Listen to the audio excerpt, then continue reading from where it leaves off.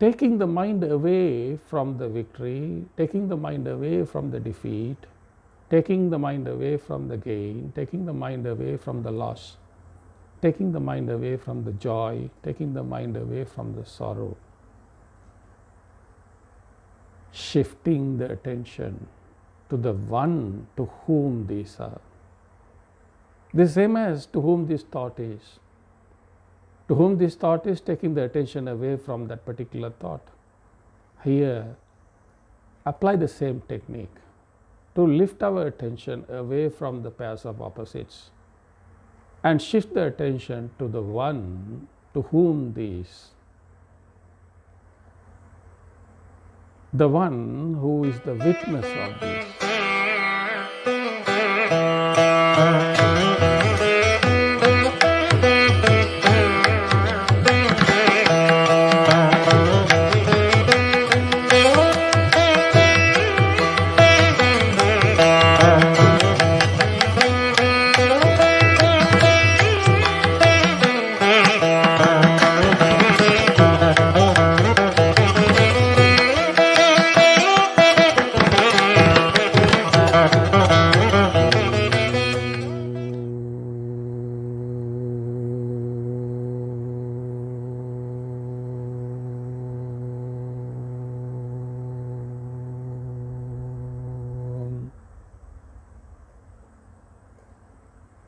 Om Namo Baghavathe Shri Ramanaya.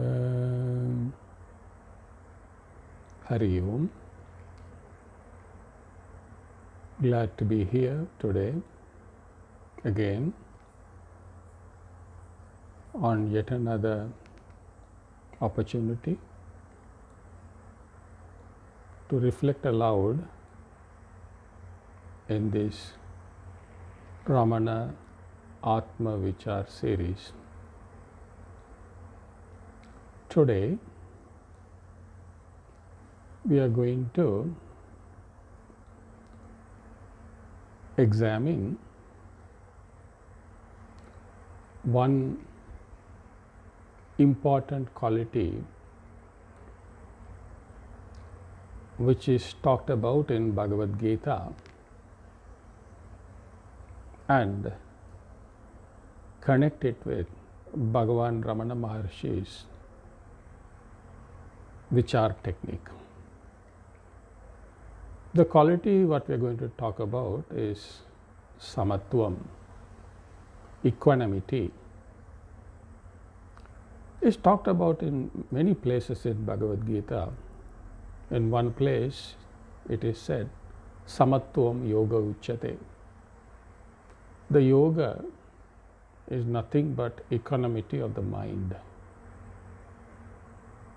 Then in another place,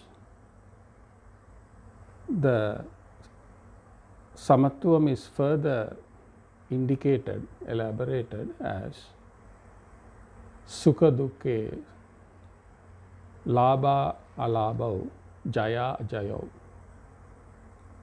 In pleasure and pain, joy and sorrow, gain and loss, and victory and defeat. Samekritva, only when you are able to regard them as equal, you become fit to attain immortality. So it talks about these pairs of opposites. Again, talking about titiksha, Bhagavad Gita says, sukha dukkhe, sitoshna sukha dukkada. So sita ushna, cold and heat, sukha dukkha, joy and sorrow. So being able to regard them as equal is considered as an important quality for a seeker who wants to realize one's own self.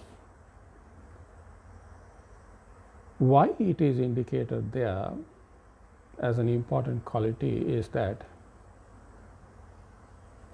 if we get caught up in these pairs of opposites, the state of our mind will not be in peace, but very much agitated. So, agitated mind cannot transcend the thoughts. And you have to transcend the thoughts to realize who you are. So therefore, in order to transcend the thoughts, you have to quieten the mind. You have to remove the causes of agitation. And what causes agitation is that our inability to regard these pairs of opposites, in Sanskrit it's called as dvanda, our inability to regard these pairs of opposites as equal. Also, another important point is whether it's victory or defeat, gain or loss, joy or sorrow, heat or cold, those are all finite states. And if we are getting agitated because of these finite states, it is a clear indication of our identification with these finite states. And as long as we keep on identifying with these finite states, there is no way we are going to come out of this notion that we are a finite entity based on this personality. Only way we can come out of this notion of finiteness is by transcending the thoughts and habits which keeps on reinforcing this sense of finiteness. As such, Bhagavat Gita tells us that we need to be able to regard them as equal, equanimity of the mind. Now, what is the connection with Bhagavan's Vichara technique? It's all right to say be equal-minded during these pairs of opposites, but we find it very difficult to do that. That's where Bhagavan Ramana Maharishi's Vichara technique comes in to help us. Bhagavan's simple technique, even when it comes to a thought, he asks for whom this thought comes. So here too, with regard to these pairs of opposites, also we need to ask the same question. To whom this loss is? To whom this gain is? To whom this victory is? To whom this defeat is? So, taking the mind away from the victory, taking the mind away from the defeat, taking the mind away from the gain, taking the mind away from the loss, taking the mind away from the joy, taking the mind away from the sorrow, shifting the attention to the one to whom these are. The same as to whom this thought is. To whom this thought is, taking the attention away from that particular thought. Here, apply the same technique to lift our attention away from the pairs of opposites and shift the attention to the one to whom these, the one who is the witness of these pairs of opposites. Because the one to whom these pairs of opposites, whether it's heat or cold, joy or sorrow, pain or pleasure, gain or loss, victory or defeat, conducive, inconducive, the one to whom all of these are is beyond all of these. To whom this happens is always there. But these finite states, they come and go. So instead of focusing on these finite states and letting that focus develop into many thoughts leading to agitation, applying the technique recommended by Bhagavan Ramana Maharishi, ask the question, to whom these pairs of opposites are? And shift the attention away from these states, these finite states, to the one who is witnessing these finite states, the infinite which is witnessing these finite states. And that is a technique which will help us lift our mind attention away. And when you lift your mind attention away from these finite states, agitations die down.